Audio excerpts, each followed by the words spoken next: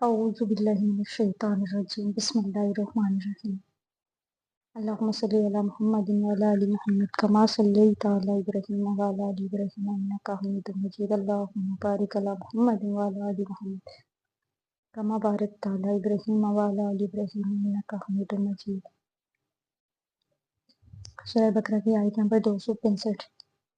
کیا ہے کہ اور مثال ان لوگوں کی جو خرچ کرتے ہیں اپنے مال اللہ کی رضا جوئی کے لیے اور اپنے دلوں کو جمائے رکھنے کے لیے اس باغ کی مانند ہے جو بلندی پر واقع ہو۔ اب اگر اس باغ کے اوپر زوردار بارش برسے تو دوگنا پھل لائے، اور اگر زوردار بارش نہ بھی برسے تو ہلکی سی پھوار ہی اس کے لیے کافی ہو، اور جو کچھ تم کر رہے ہو اللہ اس کو دیکھ رہا ہے۔ یعنی جو مال تم اللہ کی راہ میں خرچ کر رہے ہو، جو خلوص نیت سے خلوص دل کے ساتھ اللہ کی رضا جوئی کے لیے، تو وہ مال ایسا ہے اس باغ کی مانند ہے۔ یعنی قدرتی باغ کا تصور یہی ہوتا ہے کہ ذرا اونچائی پر واقع ہے، تو اس کے لیے کیا ہے کہ ایسے اس باغ کی مانند ہے کہ جو اونچائی پر بلندی پر واقع ہے اور اس کے دامن میں کوئی ندی بہہ رہی ہے جس سے خود بخود وہ سیراب ہو رہی ہے، اس میں پانی کا خود بخود نظام ہے، آبپاشی ہو رہی ہے اور وہ سیراب ہو رہا ہے باغ۔ اور اب اگر اس باغ کے اوپر زوردار بارش بھی ساتھ برسے تو وہ دگنا پھل رہا ہے، اور اگر زوردار بارش میں تو ہلکی سی جو فوار ہے وہ بھی کافی ہوگی۔ یعنی اللہ کی رضا جوئی کے لیے جو مال خرچ کیا جا رہا ہے وہ اس سے دگنا ہو کے تو انسان کو واپس ملے گا۔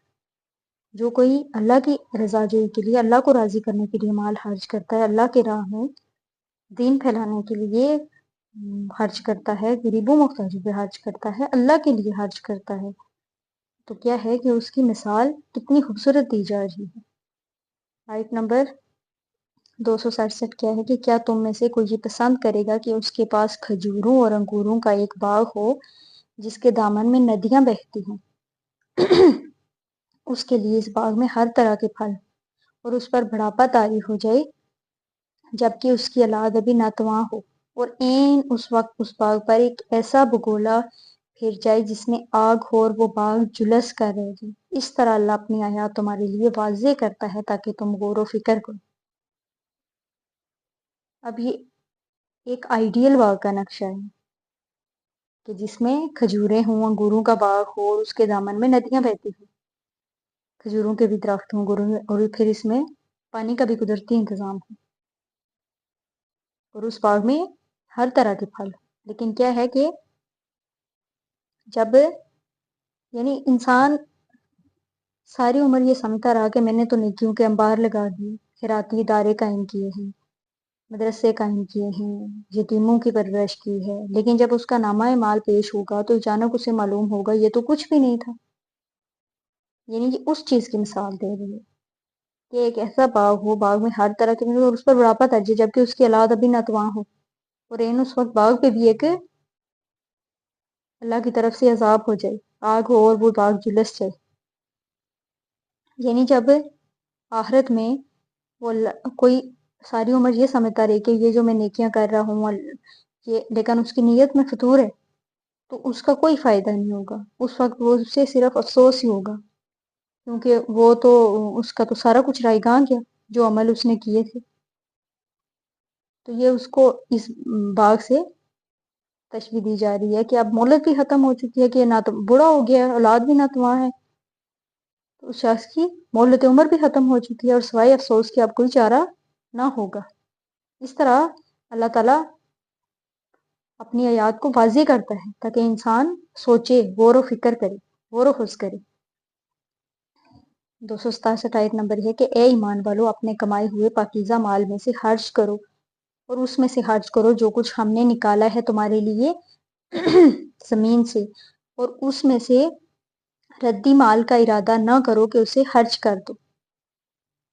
اور تم ہرگز نہیں ہوگے اس کو لینے والے، الا یہ کہ چشم پوشی کر جو، اور خوب جان رکھو اللہ غنی ہے، حمید ہے۔ اب اللہ کے دین کے لیے خرچ کرنا ہے، اللہ کے نام پر دینا ہے، تو جو چیز ہے اس میں سے اچھی چیز دینی چاہیے، اچھی چیز نکالنی چاہیے۔ ظاہر بات ہے زمین میں سے جو بھی نباتات آ رہی ہیں ان کو اللہ نے ہی پیدا کیا ہے، چاہے وہ فصل ہو، کوئی چراگاہ ہے، کچھ بھی، ہر چیز اللہ کی۔ کھیت کے اندر آپ نے محنت کی، ہل چلایا، فصل اگائی، اب لیکن بیج بونا تو آپ کے اختیار میں ہے، فصل اگانا تو اللہ کے اختیار میں ہے،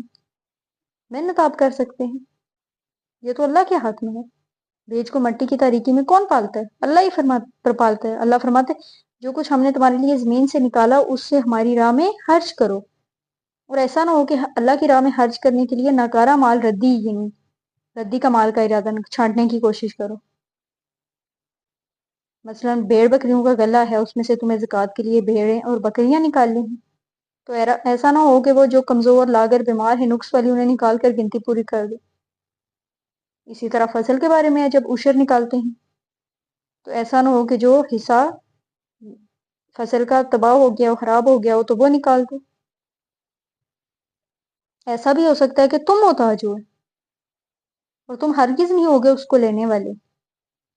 الا یہ کہ چشم پوشی کر جاؤ، یعنی اگر تمہیں ضرورت پڑ جائے تم محتاج ہو جاؤ، اور پھر اگر تمہیں کوئی ایسی چیز دے گا تو تم قبول نہیں کرو گے، الا یہ کہ چشم پوشی کرنے پر مجبور ہو جاؤ۔ اس لیے ایسی چیز لو جو تم خود اپنے لیے بھی پسند کرتے ہو، ایسی شے اللہ کے راہ میں نہ دو کہ جو خراب ہو۔ جان رکھو کہ اللہ غنی ہے، یعنی یہ نہ سمجھو کہ تم کسی محتاج اور ضرورت مند کو دے رہے ہو، بلکہ یوں سمجھو کہ اللہ کو دے رہے ہو جو غنی ہے، سب کی ضرورتیں پوری کرنے والا ہے، حمید ہے، یعنی اپنی ذات میں خود محمود ہے۔ ایک تو کسی شے کی اچھائی یا حسن یا کمال ایسا ہوتا ہے کہ جسے ظاہر کیا جائے کہ بھئی دیکھو اس میں یہ خوبصورتی ہے، ایک وہ خوبصورتی ہوتی ہے جو از خود ظاہر ہو۔ اس لیے کیا ہے کہ اللہ تو غنی حمید ہے، اللہ تو ہمیں چھوٹی چھوٹی چیزوں سے آزماتا ہے۔ آیت نمبر 268 کیا ہے؟ شیطان تمہیں فقر کا اندیشہ دلاتا ہے اور بے حیائی کے کاموں کی ترغیب دیتا ہے، اور اللہ وعدہ کر رہا ہے تم سے اپنی طرف سے مغفرت اور فضل کا۔ اللہ بہت وسعت والا ہے اور سب کچھ جاننے والا ہے۔ اب یہ ہو گئے، شیطان تو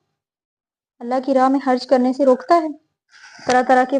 وسوسے ڈالتا ہے، طرح طرح کا خوف ڈالتا ہے کہ نہیں یہ نہیں خرچ کرنا، اس طرح تمہارا مال کم ہو جائے گا،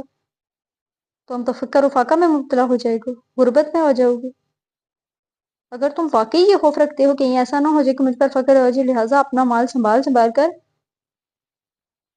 نہیں رکھو، اللہ کی راہ میں خرچ کرو۔ اگر سنبھال سنبھال سین سین کر رکھنا چاہتے ہو پھر تو تم شیطان کے جال میں پھنس چکے ہو، اسی کی پیروی کر رہے۔ اور اگر تم اپنا مال اللہ کی راہ میں خرچ کرو، اللہ پر اعتماد کرتے ہوئے میں سے میری ساری ضرورتیں آج بھی پوری کر رہا ہے، کل بھی پوری کرے گا، تو اللہ کی طرف سے مغفرت اور فضل کا وعدہ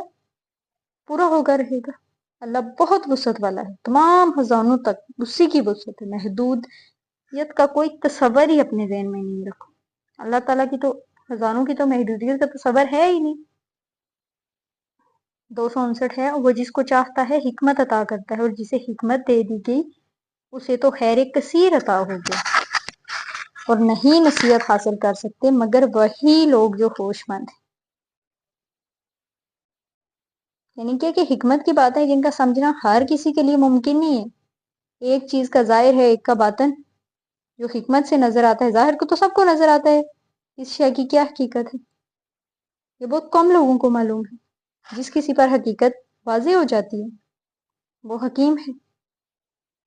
اللہ تعالیٰ عقل و فہم اور شعور کی یہ جو پختگی اور حقائق تک پہنچ جانے کی صلاحیت جس کو چاہتا ہے عطا کرتا ہے،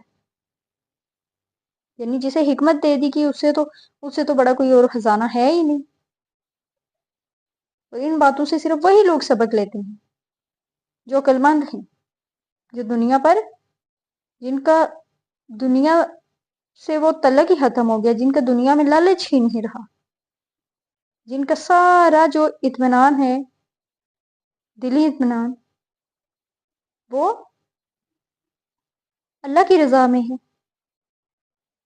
لیکن جن کا سارا اطمینان مال و زر، جائیداد، بینک بیلنس پر ہے، ظاہر بات ہے وہ تو عقل مند نہیں ہے۔ عقل مند تو وہی ہیں کہ جنہوں نے اللہ کی راہ میں خرچ کیا، جو اللہ کے چلائے ہوئے راستے پہ چلے۔ آیت نمبر 259 سی 270 آیت سے پھر آگے ہم اسٹارٹ کریں گے۔